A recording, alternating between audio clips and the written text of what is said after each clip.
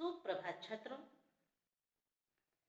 BA प्रथम वर्ष के सभी छात्रों का हिंदी विभाग में स्वागत है।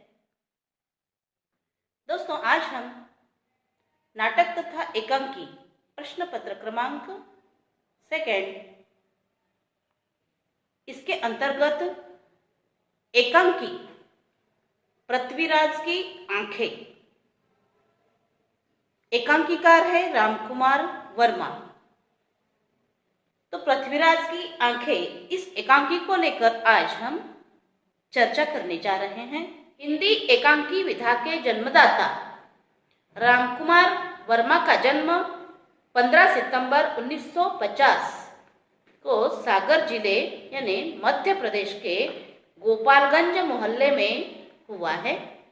उनके पिता का नाम लक्ष्मी प्रसाद वर्मा और माता का नाम राजरानी था। उनका परिवार वैष्णव एवं रामभक्त परिवार था। डॉक्टर रामकुमार वर्मा अपनी माता पिता की 11वीं संतान थे। उनकी आरंभिक शिक्षा नरसिंहपुर और जबलपुर के सिंहारों के MGM स्कूल में संपन्न हुई है। गांधी जी के असहयोग आंदोलन से प्रभावित होकर सन 1922 में 10वीं कक्षा की पढ़ाई छोड़कर सक्रिय रूप से आंदोलन में सम्मिलित हो गए हैं। पश्चात रॉबर्टसन कॉलेज जबलपुर से इंटर की परीक्षा उन्होंने उत्तीर्ण की है। प्रयाग विश्वविद्यालय से BA करने के पश्चात 1929 में MA हिंदी विषय लेकर पास किया है। 1929 में आयु के 24 वर्ष में इनका विवाह लक्ष्मी देवी के साथ हुआ है। राजलक्ष्मी उनकी एकमात्र संतान है। नागपुर विश्वविद्यालय से हिंदी साहित्य का आलोचनात्मक इतिहास इस विषय में PhD की उपाधि प्राप्त की है। सन 1929 में ही प्रयाग विश्वविद्यालय से हिंदी विभाग में प्राध्यापक पद पर नियुक्त हो गए। कुछ समय के लिए सोवियत संघ, श्रीलंका, नेपाल और अमेरिका में भी अध्ययन कार्य कर भारतीय संस्कृति को गौरवान्वित किया है। सन 1966 में वर्मा जी 36 वर्षों तक अध्यापन कार्य से सेवानिवृत्त हुए। हिंदी की लघु नाट्य परंपरा को नया मोड़ देने वाले डॉक्टर रामकुमार वर्मा आधुनिक हिंदी साहित्य में एकांकी सम्राट के रूप में जाने जाते हैं।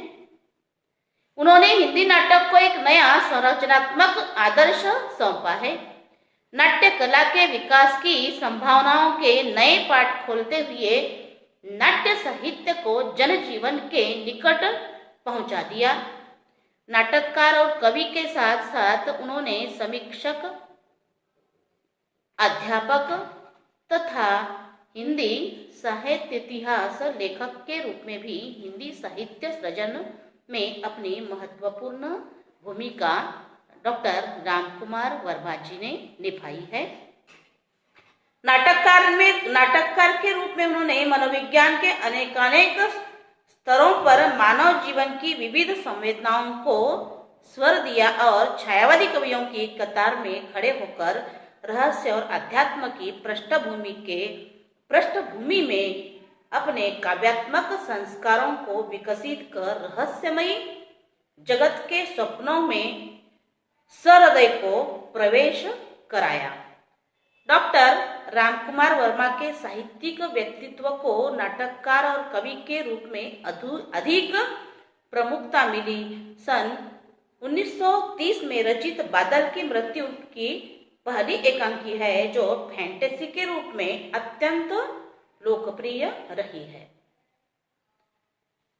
लेखन कार्य को लेकर चर्चा करते हुए कहा जाएगा कि आधुनिक नाट्यकला की दृष्टि से नाटकों को सर्वप्रथम नया मोड़ प्रदान करने वाले डॉक्टर रामकुमार वर्मा जी, उन्होंने अपनी लेखनी से हिंदी साहित्य की लगभग सभी विधाओं को लेकर लिखा है, संपन्न बनाया है। काव्य, गद्य, गीत, नाटक, एकांकी, निबंध, आलोचना सभी पर उन्होंने समान अधिकार से लिखा है। मूलतः डॉक्टर वर्मा कवि एवं एकांकीकार के रूप में जाने जाते हैं।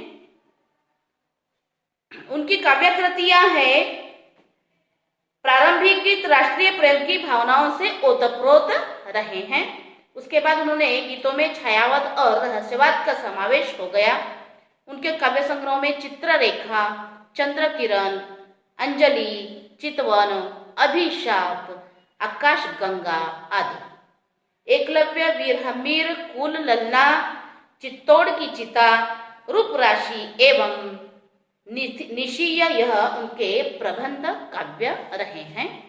तो इस तरह से रामकुमार वर्मा हिंदी एकांकी के प्रवर्तक माने जाते हैं। उनके द्वारा पृथ्वीराज की आंखें, रेशमी टाई, चारुचित्रा, विभूति, सप्तकिरण, रूप रंग, रजत रश्मि, ऋतुराज, रिमझिम, इंद्रधनुष आदि एकांकी संग्रह उनके प्रकाशित हुए हैं। उनके नाटक है जौहर की ज्योति, सारंग स्वर, अशोक का शोक, अग्निशिखा, जय बांग्ला, जय आदित्य, सम्राट कनिष्क, भगवान बुद्ध, मालव कुमार भोज आदि। तो इस तरह से पृथ्वीराज की आंखें, इस एकांकी में पृथ्वीराज चौहान के शौर्य, पराक्रम एवं बलिदान की कथा को डॉक्टर रामकुमार वर्मा जी ने विवेचित किया है। चंदबरदाई के पृथ्वीराज रासों के अंतर्गत प्रस्तुत पृथ्वीराज का कैद होना, उनकी धनुर्विद्या का वर्णन और उनके शब्दवेदी बाण से शहाबुद्दीन गौरी के वध की कथा को एकांकी के रूप में प्रस्तुत किया गया है। एकांकी में पृथ्वीराज चौहान की वीरता और आत्मगौरव का चित्रण किया गया है। पृथ्वीराज चौहान से बार बार पराजित होने के पश्चात जयचंद की धोखेबाजी से पृथ्वीराज गौरी से हार गए। गौरी ने उन्हें तरह तरह की यातनाएं दी, उनकी आंखें निकाली गई, उसमें नींबू, मिर्च तथा नमक जैसी चीजें डाली गई। तरह तरह की यातनाओं के पश्चात भी गौरी पृथ्वीराज के स्वाभिमान को नहीं तोड़ सका और पृथ्वीराज ने शब्दवेदी बाण से शहाबुद्दीन गौरी का वध कर दिया। पृथ्वीराज चौहान सब कुछ खोकर भी अपने स्वाभिमान और स्वाधीनता की रक्षा का वर्णन प्रस्तुत एकांकी में किया गया है। तो एकांकी का आरंभ संध्या के पूर्व समय में गौर किले के सामने विस्तृत मैदान में नाना रंगों के गुलदस्ते करीने से सजा दिए हैं। वहीं पर एक ऊंचा सा मंच बनाया गया है जिस पर शहाबुद्दीन गौरी का आसन है और उत्तर और दक्षिण दिशाओं में 2 मीनारें हैं जिन पर नगाड़े रखे गए हैं और सभी सरदार एवं सामंत रंग बिरंगी पोशाक में सजकर बैठे हैं।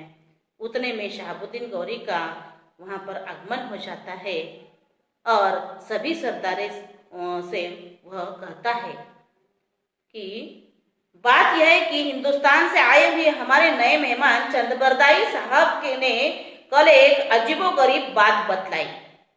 उन्होंने फरमाया कि हमारे कैदी मेहमान पृथ्वीराज चौहान जो अपने को दिल्ली का बादशाह कहते हैं, अजीबोगरीब सिफल रखते हैं। तीरंदाजी में उनकी सिफल यह है कि वो आवाज पर तीर मारते हैं। इस कथन से सभी सरदारों को आश्चर्य लगता है और वह पृथ्वीराज के इस कौशल को देखने का कौतूहल उनमें बढ़ जाता है। शहाबुद्दीन कहता है कि हमने तो पृथ्वीराज की आंखें निकाल तो दी ही है, तो क्यों न हम उनकी यह तीरंदाजी भी देख ले।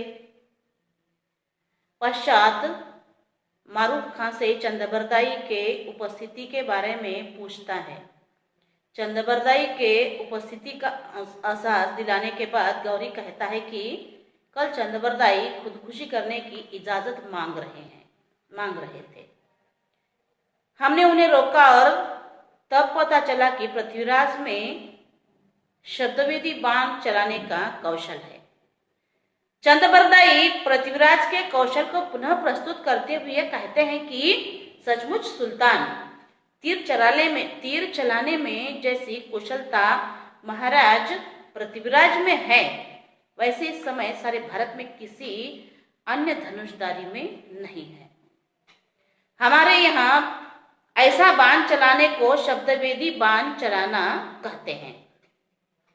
तो चंद्रबरदाई कहते हैं कि उन्होंने सुल्तान के कौशल देखने की इच्छा बता दी है और महाराज पृथ्वीराज भी इसके लिए तैयार हो गए हैं। गौरी के आदेश से सांकल में बंधे पृथ्वीराज को लाया जाता है। गौरी उनके हाथ को खोलने को कहता है तथा उन्हें तीर कमान देने को आदेश देते हुए कहता है कि आप लोग गौर से देखें। दाएं बाएं लकड़ी की 2 मीनारें खड़ी की गई है। उन पर सिपाही तैनात कर दिए गए हैं जो अपने साथ नगाड़े लिए हुए हैं। जब से इशारा पाकर नगाड़े पर चोट करेंगे तब नगाड़े की आवाज पर कैदी पृथ्वीराज तीर मारकर नगाड़े के चमड़े को बेच देगा। पृथ्वीराज चौहान के आने के पश्चात शहाबुद्दीन, गौरी और पृथ्वीराज में बातें होती है जिसे पृथ्वीराज का स्वाभिमान, उदारता और गौरी की दगाबाजी के दृश्य उपस्थित होते हैं।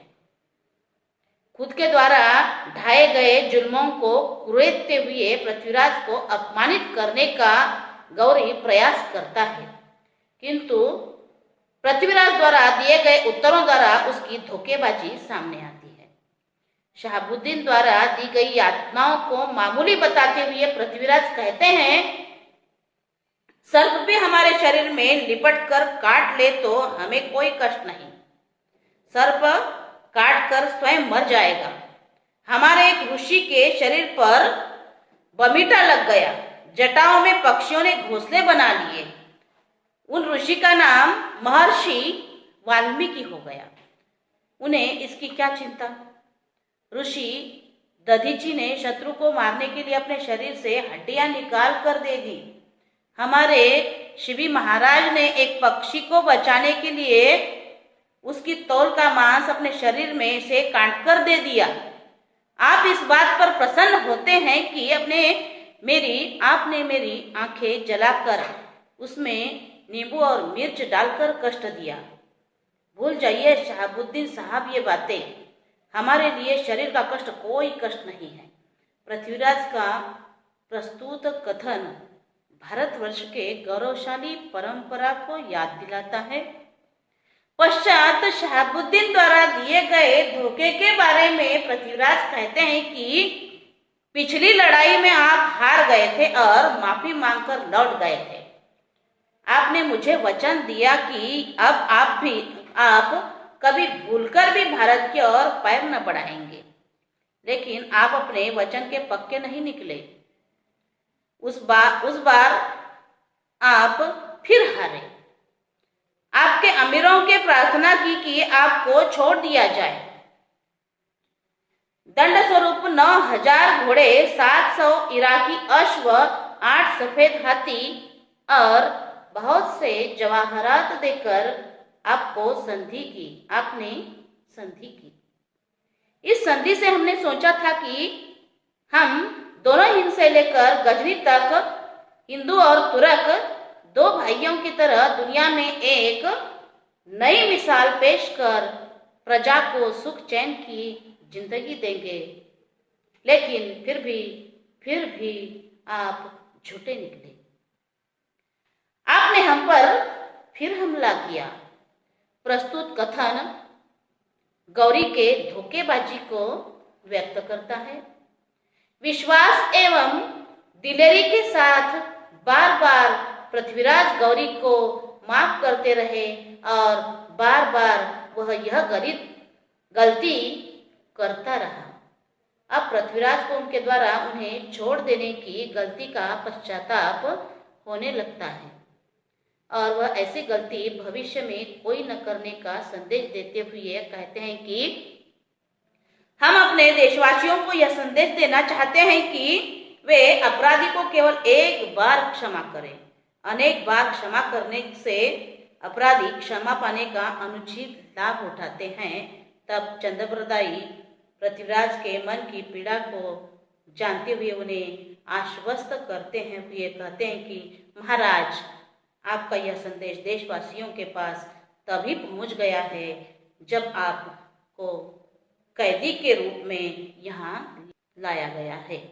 अर्थात पृथ्वीराज चौहान द्वारा दी गई छूट का गलत फायदा उठाते हुए शहाबुद्दीन गौरी ने उनके विश्वास को तोड़ दिया था और पृथ्वीराज को यह लग रहा था कि उनके द्वारा की हुई गलती आगे चलकर कोई न करे। शहाबुद्दीन बातों को टालकर पुरानी बातों को छोड़ने और उनके यहाँ लाने के उद्देश्य से अवगत कराते हुए उन्हें अपने शब्दभेदी बाण चलाने के कौशल को प्रस्तुत करने को कहता है। पृथ्वीराज को तीर कमान दी जाती है तथा उन्हें यह सूचना दी जाती है कि यहाँ से दाईं और बाईं तरफ लकड़ी के 2 मीनारें बना दी गई है और उन पर कुछ सिपाही तैनात है। वे उसके साथ नगाड़े लिए हुए हैं और इशारा होने पर वे नगाड़े पर चोट करेंगे और नगाड़े की आवाज होने पर आपको तीर से उस नगाड़े में छेद हो जाना चाहिए। सिपाहियों को जरा भी चोट नहीं लगनी चाहिए। आपके पास आंखें तो है नहीं।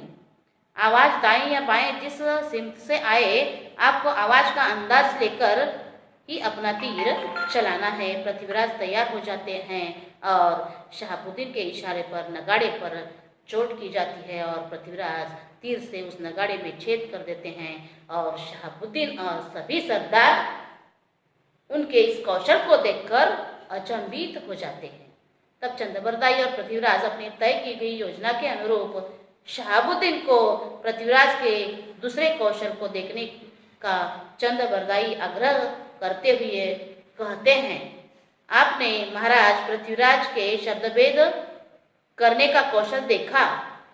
किस दिशा में से कितनी दूर पर किस गति से शब्द किया जा रहा है, इन सब का एक साथ विचार कर कितनी तेजी से बाण छोड़ा जाए, इस विद्या को महाराज पृथ्वीराज अच्छी तरह जानते हैं। आप इनकी और परीक्षा ले सकते हैं। जैसे एक नगाड़े पर आवाज होने पर महाराज पृथ्वीराज ने उसे भेद दिया, उसी प्रकार दूसरी दिशा में भी शब्द होने पर वे उसे भेद देंगे। लेकिन इसे आप स्वयं देखने का कष्ट करें। दूर से बैठकर देखने में आपको महाराज पृथ्वीराज की धनुर्विद्या का चमत्कार समझ में नहीं आएगा।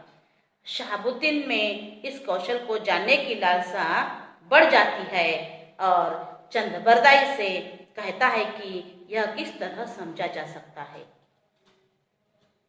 तब चंद्रबरदाई उसे कहते हैं कि अगर आप संकेत कर उस कोने में छिपकर खड़े हो जाए और वहां से ताली बजाए तो आप देखेंगे कि महाराज पृथ्वीराज का बाण किस तरह उस छिपे हुए स्थान पर पहुंचकर ताली की आवाज को भेद देगा।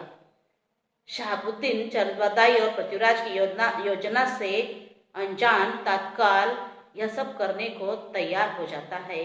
वह छिपकर ताली की आवाज करता है और कहता है, आवाज पर तीर हो, आवाज पर तीर हो। चंद्रबरदाई महाराज पृथ्वीराज को शहाबुद्दीन पर उचित निशाना लगाने के लिए कहते हैं। उसके सही ठिकाने पर वर्णन करते हुए कहते हैं, 4 बास 24 गज, 4 बास 24 गज, अंगुल अष्ट प्रणाम, ताथल पे सुल्तान मत चुके चौहान, ताथल पे सुल्तान मत चुके चौहान। चंद्रबरदाई वर्णन सुनते ही जय महाकाल कहते हुए पृथ्वीराज तीर चलाते हैं और सीधा शहाबुद्दीन के पेट में उसे उतार देते हैं। शहाबुद्दीन के कराहने आवाज आती है। दगा दगा दगा और अपनी योजना के अनुरूप चंद्रबरदाई और पृथ्वीराज शहाबुद्दीन को यमलोक भेज देते हैं। अपने स्वाभिमान की रक्षा हेतु उन्हें दुश्मन के हाथों से अपनी मृत्यु भी चंद्रबरदाई और पृथ्वीराज को मंजूर नहीं होती और वे दोनों अपने हाथों से एक दूसरे के सीने में कटार घोंपकर अपना बलिदान देते हैं। अतः इस एकांकी के द्वारा पृथ्वीराज के शौर्य, पराक्रम, राष्ट्राभिमान को प्रस्तुत करते हुए भारतवर्ष के गौरवशाली परंपरा के अतीत को प्रस्तुत किया गया है। चंद्रबरदाई और पृथ्वीराज शत्रुओं में घिरे हुए होने के पश्चात अपनी तय की गई योजना के अनुरूप बार बार धोखा देने वाले शहाबुद्दीन गौरी का अंत कर देते हैं। साथ ही स्वयं एक दूसरे के सीने में कटार घोंपकर यह सिद्ध कर देते हैं कि उन्हें दुश्मन के हाथों से मौत मंजूर नहीं है, जो उनकी सर्वोच्च बलिदान की गाथा को विवेचित करता है। तो इस तरह से डॉक्टर रामकुमार वर्मा ने अपनी एकांकी के द्वारा भारतवर्ष के ऐतिहासिक चरित्र शहाबुद्दीन चौहान के शौर्य, चातुर्य एवं राष्ट्रनिष्ठा, राष्ट्र प्रेम को अभिव्यक्त करने का प्रयास किया है। धन्यवाद।